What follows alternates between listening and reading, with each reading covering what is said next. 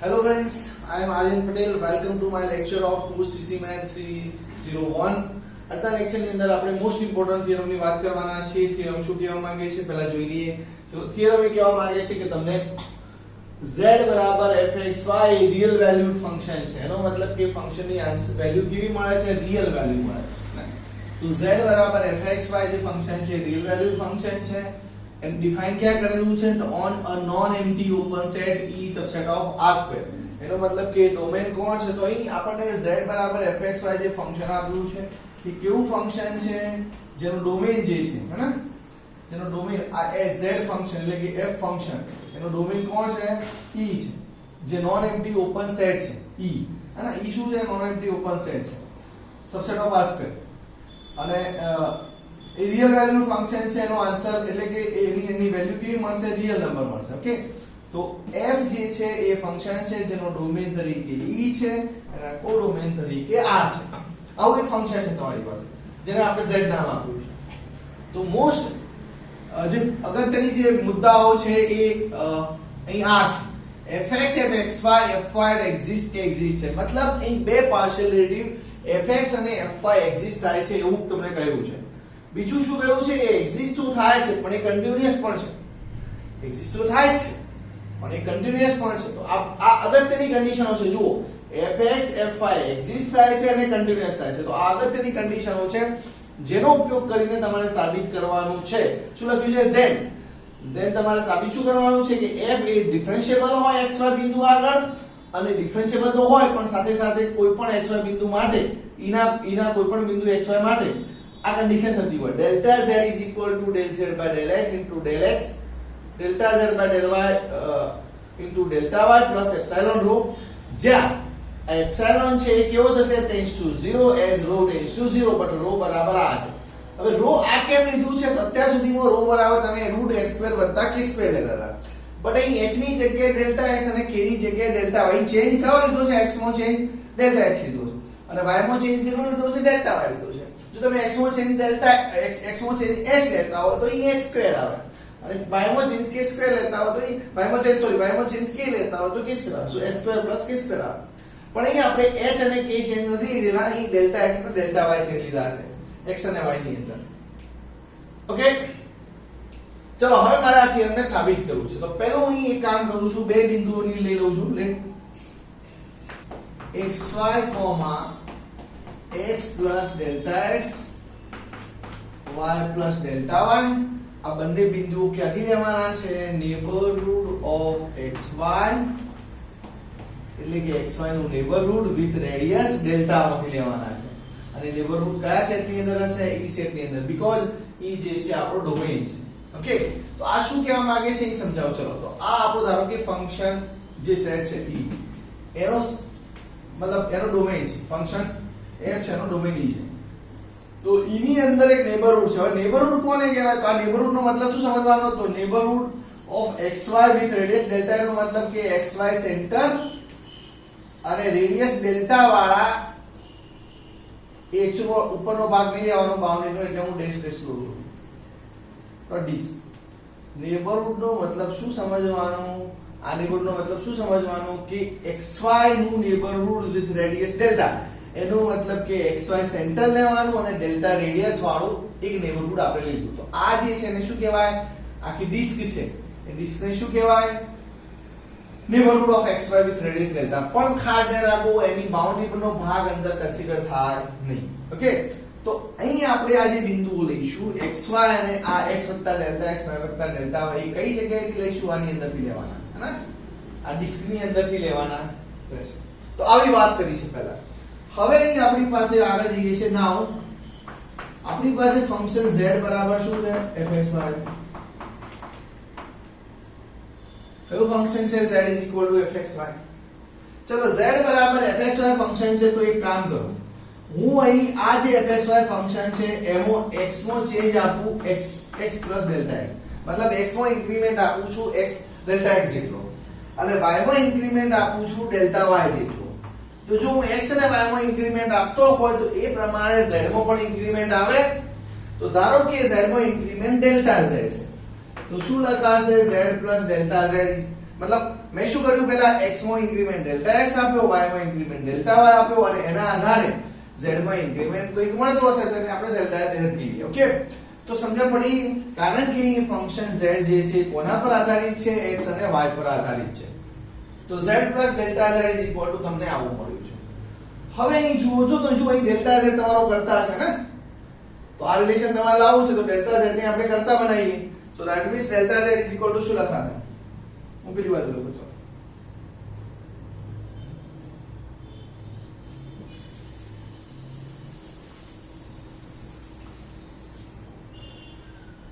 So therefore delta z is equal to શું થાય, fx plus delta x y plus delta y minus z, but z તો શું લખાય, fxy.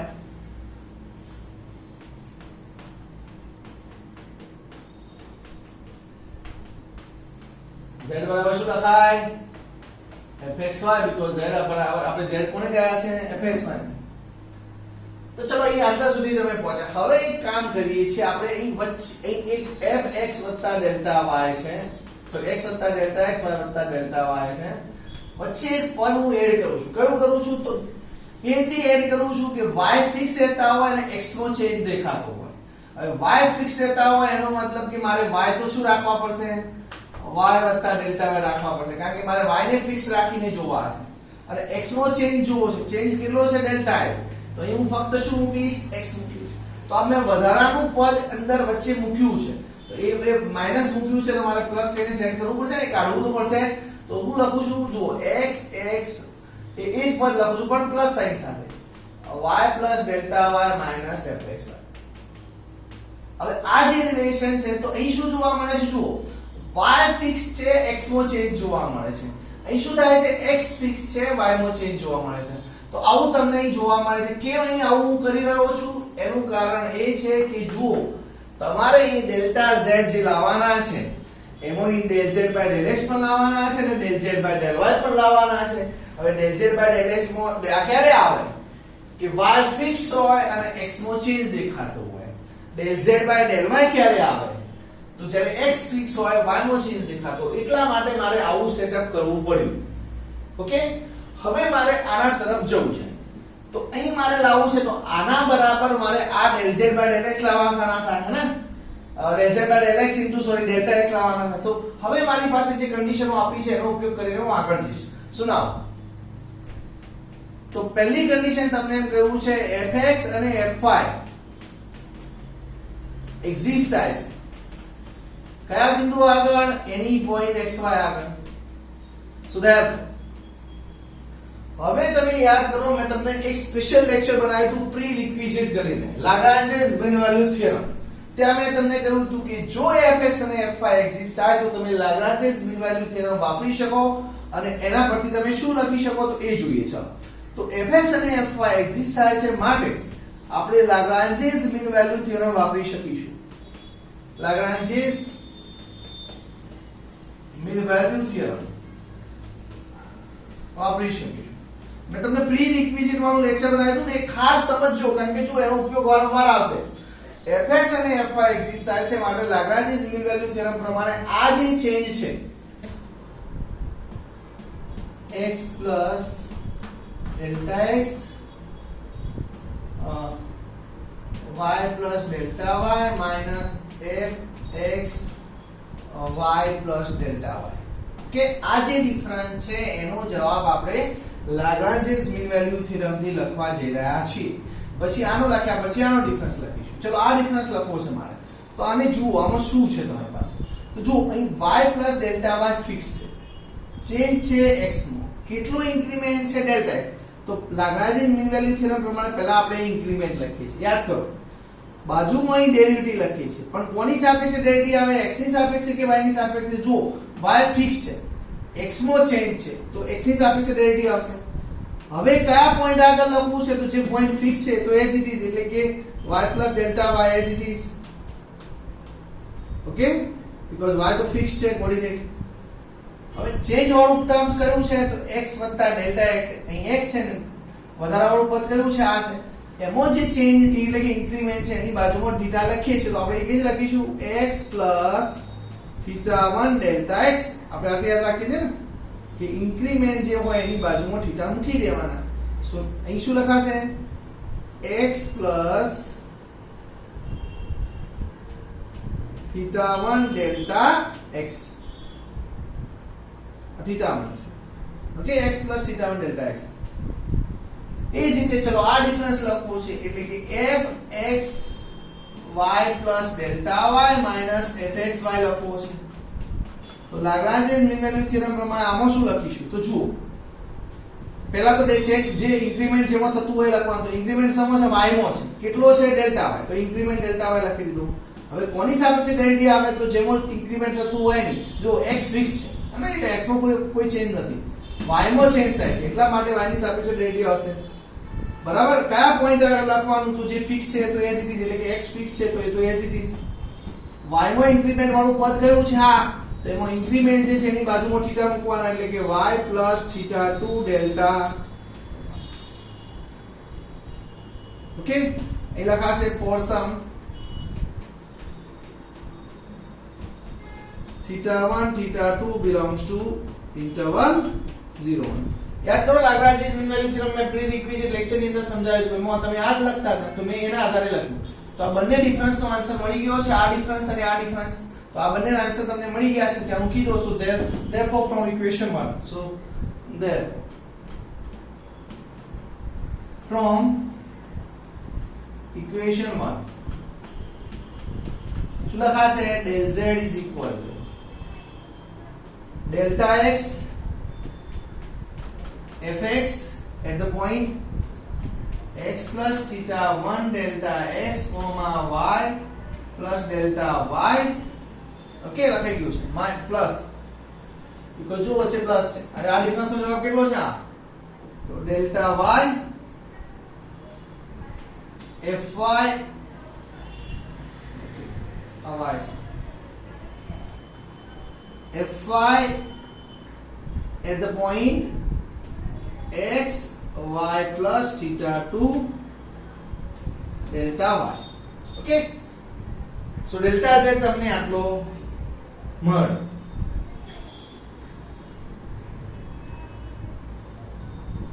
Now fx and fy are continuous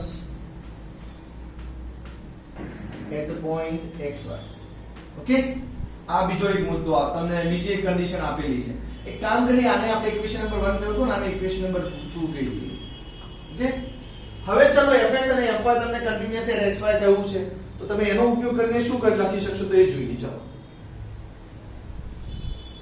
હું બાજુનો ભાગ કાઢી દઉં છું જે થિયરમનું સ્ટેટમેન્ટ છે હું કાઢી દઉં છું.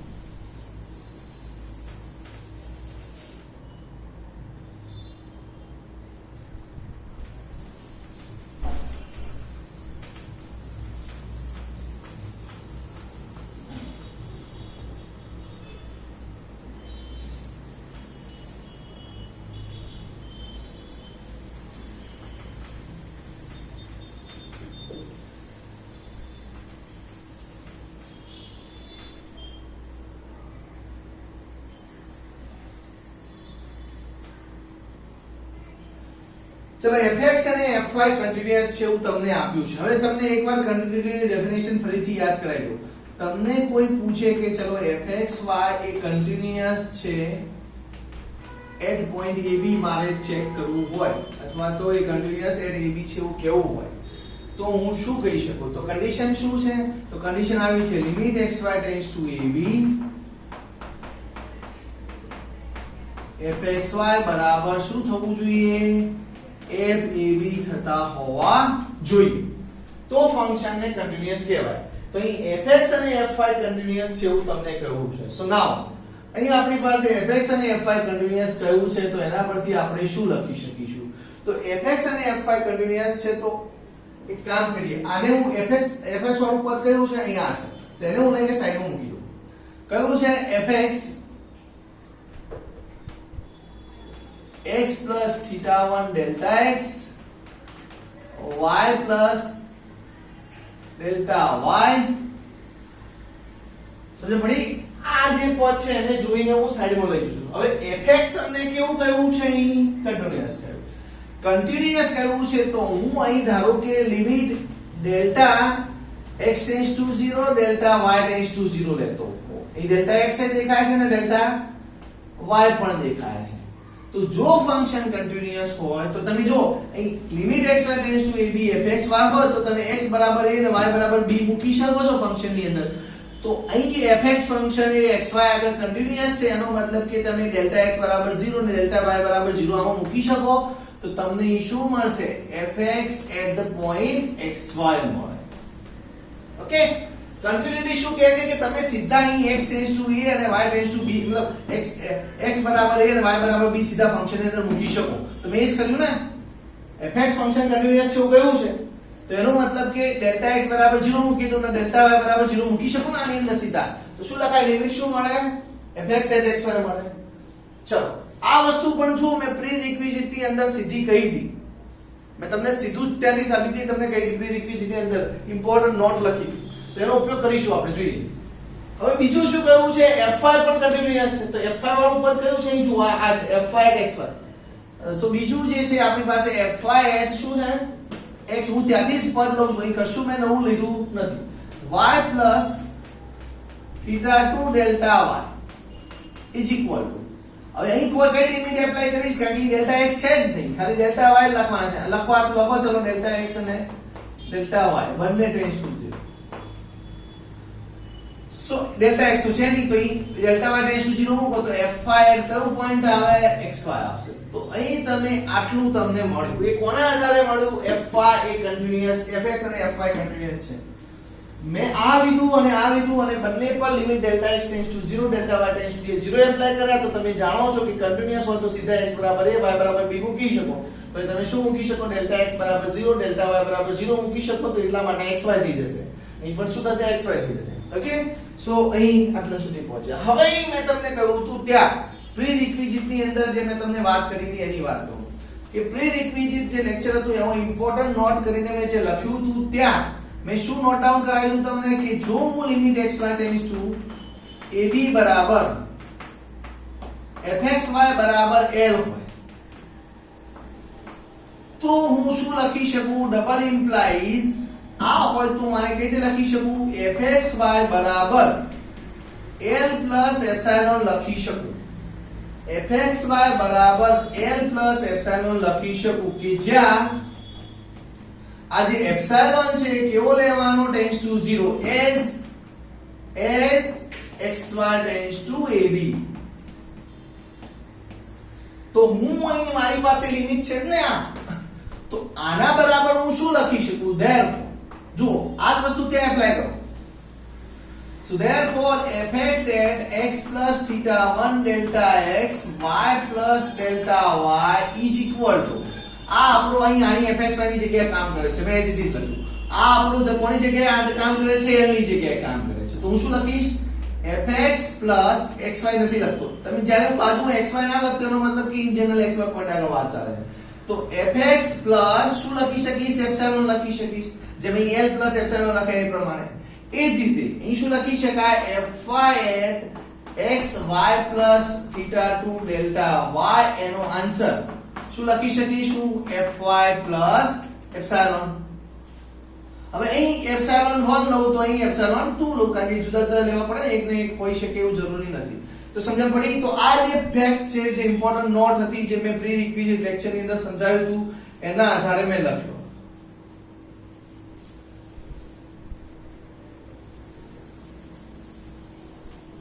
મેં ત્યાં તમને કહ્યું હતું કે આ જે પ્રી રિક્વિઝિટ લેક્ચર મેં બનાવ્યું છે એ ઇમ્પોર્ટન્ટ છે એટલા માટે કે ઘણા બધા થિયરમમાં એનો ઉપયોગ આવે આ થિયરમ નહીં હજુ પછીના થિયરમમાં પણ આનો ઉપયોગ આવે છે વેલ તો જ્યાં શું લખવાનું બાકી રહ્યું તો ત્યાં મેં લખ્યું હતું ને નીચે એપ્સિલોન ટેન્ડ્સ ટુ 0 s જે લિમિટ તમે લે તો અહીં આપણે હું શું લખીશ જ્યાં where epsilon epsilon 2 tends to 0 s delta x tends to 0 delta y tends to 0 okay ચલો આ બંને જે છે અહીં મૂકી દો કઈ જગ્યાએ અહીંયાની અંદર સો therefore અહીં આપણે લખીશું from equation 2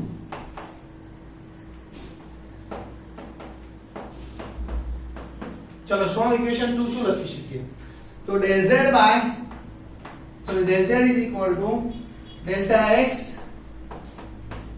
fx plus શું છે epsilon 1 છે plus delta y fy plus epsilon 2 okay where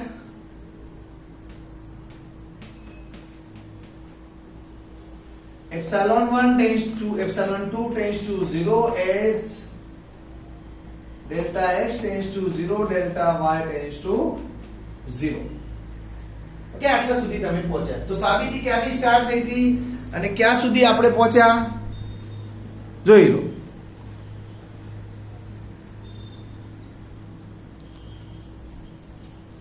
અહીં આપણી પાસે આ જે છે x theta 1 delta x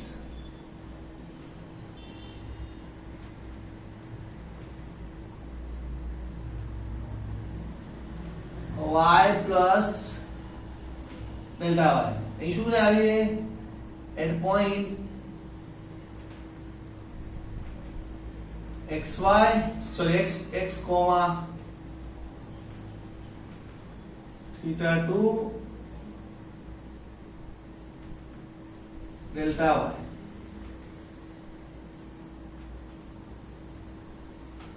y is equal okay જોઈ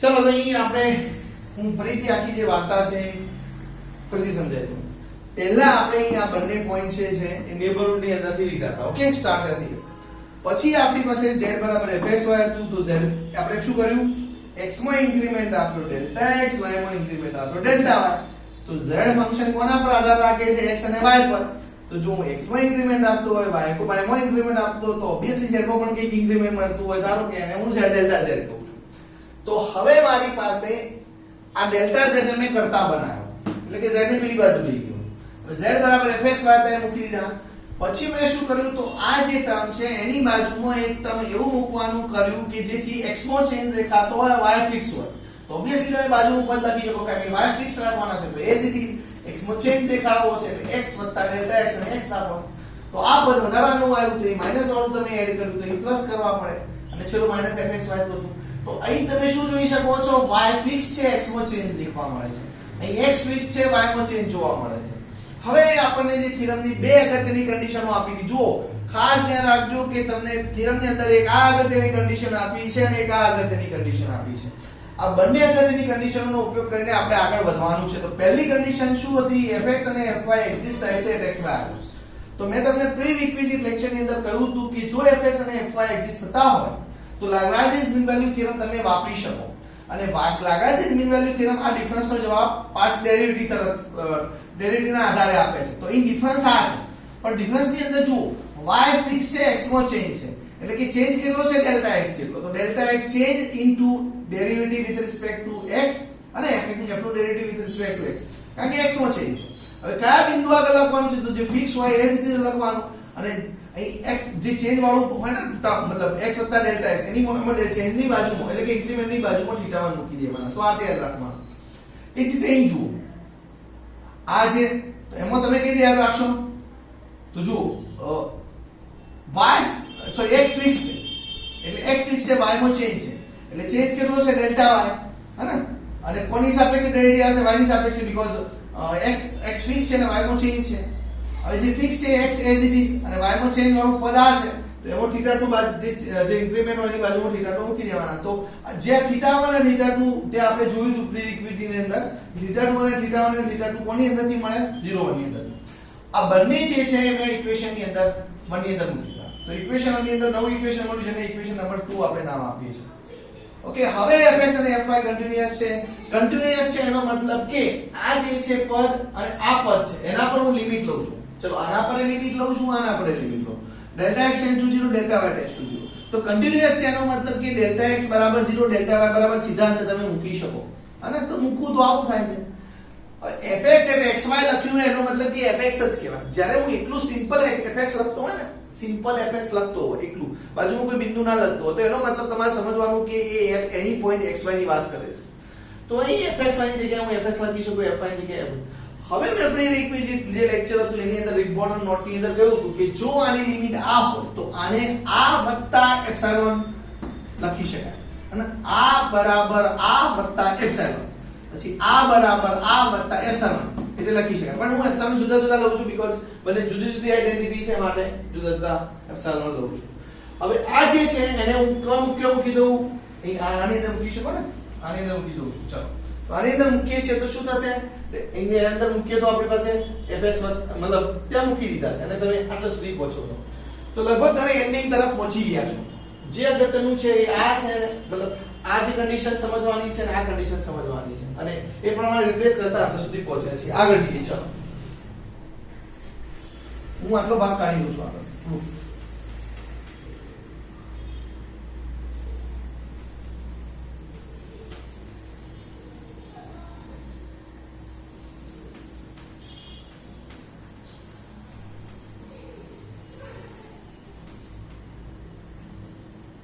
चलो અહીં આપણે હવે થોડું સિમ્પ્લિફાય કરીએ અને લખીશું ઇઝ ઇક્વલ અને શું લખાશે fx ડેલ્ટા x લખાય પ્લસ એપ્સિલોન 1 ડેલ્ટા x અહીં લખાશે fy delta y plus epsilon 2 delta y બરાબર છે આગળ લઈ જાઓ તો fx delta x plus fx delta x plus fy delta y plus epsilon 1 delta x plus epsilon 2 delta y okay then આ જો આપણી પાસે કન્ડિશન છે ઇઝ ઇક્વલ ટુ હવે શું કરીશું તો અહીં fx અને fy આવી ગયા છે okay so fx delta x plus fy delta y plus હવે અહીં મારી પાસે જો તમે સ્ટેટમેન્ટ યાદ કરો ત્યાં છેલ્લું તમારી પાસે અહીં આવું હતું fx delta x એટલે કે del z by del હું અહીં આની જગ્યાએ del z by del x પણ લખી શકું ચાલો હું fx ની જગ્યાએ શું લખી દઉં del z by del x લખી શકો because z અને m બંને સેમ છે તો del z by del x into delta x આની જગ્યાએ શું લખાય del z by del y into delta y તો જો તમે સ્ટેટમેન્ટ જુઓ એની અંદર તમારે સાબિત કરવાનું તો એમાં સેકન્ડ નંબરમાં જો આટલો ભાગ તો હતો પણ અહીં શું હતું એપ્સિલોન રો હતું અહીં શું હતું એપ્સિલોન રો હતું હવે મારે અહીં એપ્સિલોન રો સેટ કરવો હોય તો બાજુમાં મારી પાસે રો હોવો જોઈએ રો એટલે કે શું અહીં તો રો એટલે કે જનરલી રૂટ h નો વર્ગ વત્તા k નો વર્ગ લઈએ છીએ રો બરાબર આપણે જનરલી શું લઈએ છીએ રૂટ h નો વર્ગ વત્તા k નો વર્ગ લઈએ છીએ બટ અહીં આપણી h ની જગ્યાએ ડેલ્ટા x છે અને k ની જગ્યાએ ડેલ્ટા y છે તો રો બરાબર મારી પાસે શું હશે અહીં બાજુમાં રો હોવો જોઈએ એનો મતલબ કે રૂટ ડેલ્ટા x નો વર્ગ વત્તા ડેલ્ટા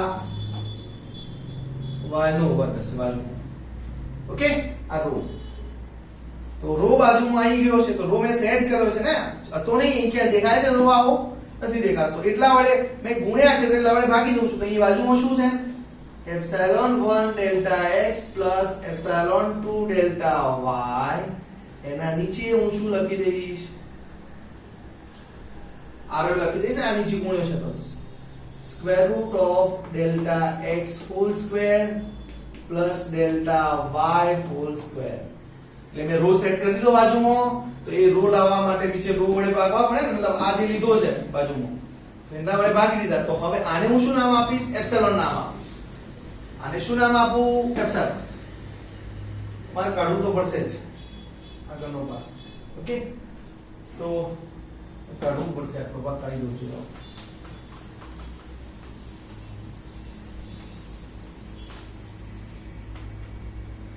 જો કે ચલો આખું કાઢી દો કારણ કે હવે તમારે આની જરૂર નહીં પડે.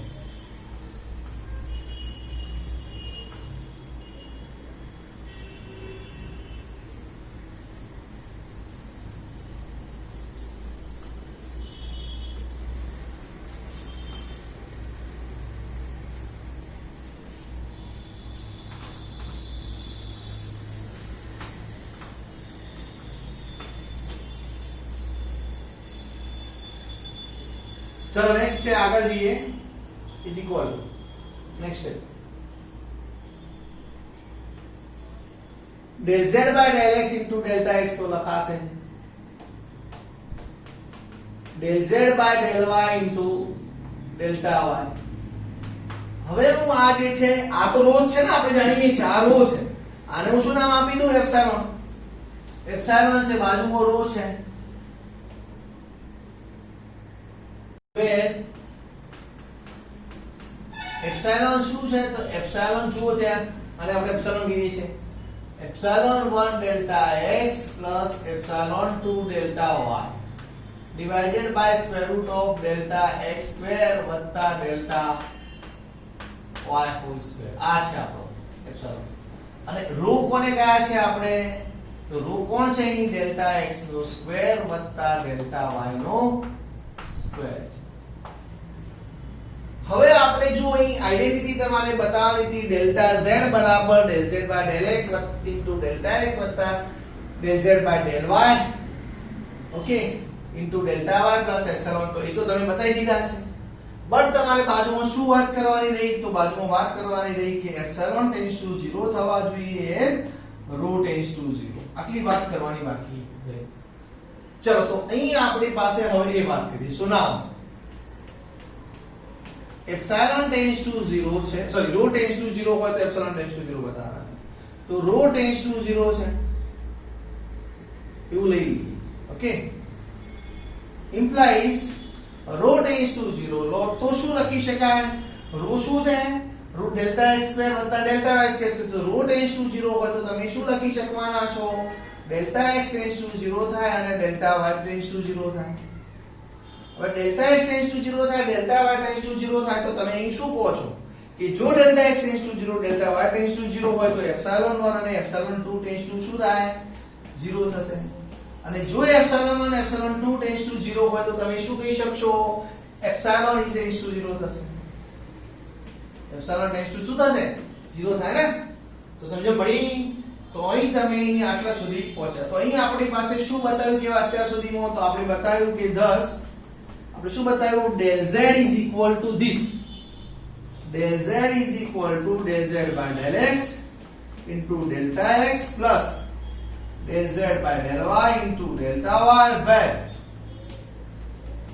શું બતાવ્યું કે ભાઈ epsilon tends to 0 as rho tends to 0. પણ યાદ કરો આ જે કન્ડિશન છે ડિફરન્શિયેબલ ફંક્શન ની કન્ડિશન છે ત્યાં તમારી પાસે જો કન્ડિશન થોડી સિમિલર તમને અહીં આને સાથે કમ્પેર કરીને બતાવો. ત્યાં તમારી પાસે કન્ડિશન શું હતી function f is differentiable at અહીં મારે કેવું છે ને તો ડિફરન્શિયેબિલિટી ની કન્ડિશન ત્યાં શું હતી fx h y k is equal to fxy. તમે જે ભણી ગયા છો ડેફિનેશન આવી હતી plus h plus bk plus epsilon. પણ a બરાબર તો તમે સાબિત કર્યું હતું થિયરમ ની અંદર કે આ fx છે અને b બરાબર તમે સાબિત કર્યું હતું કે આ fy છે. હવે એક કામ કરો fxy ને પહેલી વાર લઈ જાઓ તો શું દેખાય fx h y k fxy is equal to શું દેખાય તમને h fx. આવું શું વાત કરી રહ્યો છું જે તમે ભણી ગયા છો ને ડેફિનેશન એની વાત કરી રહ્યો છું h fx kfy વત્તા એપ્સિલોન રો અને ત્યાં કન્ડિશન તમારી પાસે હતી કે એપ્સિલોન ટેન્ડ્સ ટુ 0 થાય એઝ રો ટેન્ડ્સ ટુ 0. તો જો આ તો છે શું છે આ એક્ચ્યુઅલમાં આ આપણો શું છે એના કેસમાં ડેલ્ટા z છે. શું છે ડેલ્ટા z કારણ કે ડેલ્ટા z તમે કઈ લીધું તો x delta x y delta y fxy. તમે યાદ કરો શરૂઆતની અંદર ઓકે. સો ડેલ્ટા z છે તો ડેલ્ટા z બરાબર h fx h એટલે કોણ ડેલ્ટા x. અહીં આપણી પાસે h ની જગ્યાએ કોણ છે ડેલ્ટા x ને તો ડેલ્ટા x અને k ની જગ્યાએ કોણ છે ડેલ્ટા y. તો જુઓ અહીં તમે બંને સાથે કમ્પેર કરો તો તમને આ જે કન્ડિશન છે એ જ કન્ડિશન આ થઈ ને. એનો મતલબ કે આ કન્ડિશન શું કહેવા માંગે છે, તમારું જે ફંક્શન છે એ ડિફરન્શિયેબલ છે એટ પોઈન્ટ xy. તો આ જે કન્ડિશન મળી એનો મતલબ કે સેકન્ડ નંબરનું સ્ટેટમેન્ટ આપણે પહેલા મેળવી લીધું અને એ એક્ચ્યુઅલમાં સ્ટેટમેન્ટ શું કહે છે, એ ફંક્શન ડિફરન્શિયેબલ છે એ જ કહે છે.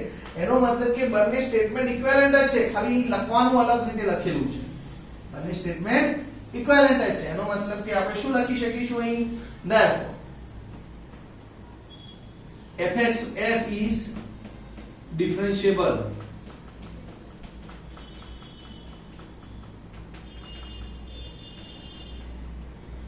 at point xy. એથી તમારી સાબિતી પૂરી થઈ. એનો મતલબ કે પહેલા સેકન્ડ નંબરનું સ્ટેટમેન્ટ આવ્યું અને સેકન્ડ નંબરના સ્ટેટમેન્ટ પરથી આપણે કહી શકીએ કે f ડિફરન્શિયેબલ એટ xy છે, કારણ કે આ એકચ્યુઅલી ડિફરન્શિયેબિલિટીની જે કન્ડિશન છે એ જ કન્ડિશન છે, ખાલી સ્વરૂપ જુદું છે. હે ને? તો જોઈ લો સાહેબ.